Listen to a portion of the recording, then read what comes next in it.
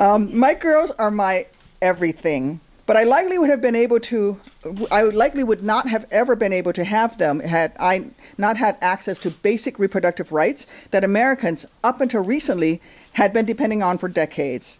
Because after a decade of struggle with infertility post my service in Iraq, I was only able to get pregnant through IVF. IVF is the reason that I've gotten to experience the chaos and beauty, the stress and the joy that is motherhood. IVF is the reason that my husband and I aren't just Tammy and Brian, we're mom and dad. I know I'm not alone when I struggle to understand how politicians who support this kind of policy can possibly call themselves pro-life.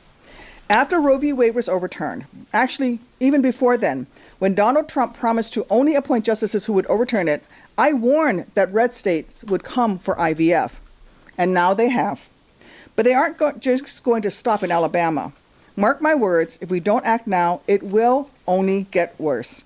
That's why tomorrow I'm headed to the Senate floor to call on my colleagues to pass, via unanimous consent, my Access to Family Building Act, which would ensure that every American's right to become a parent via treatments like IVF is fully protected, regardless of what state they live in, guaranteeing that no hopeful parent or doctor is punished.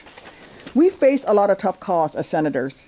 This just isn't one of them. Republicans own what happened in Alabama. Republicans own the disasters that emanate from Roe v. Wade. And Democrats are absolutely committed to doing everything we can to protect women, families, reproductive freedom. Republicans will learn when it comes to attacks on personal freedoms, the American people do not easily forget.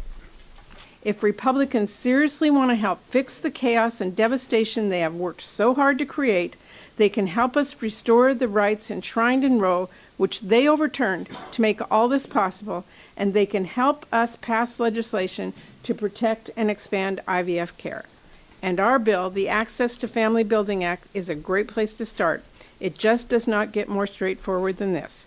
If Republicans seriously support the right to build families through IVF, they can prove it tomorrow on the floor.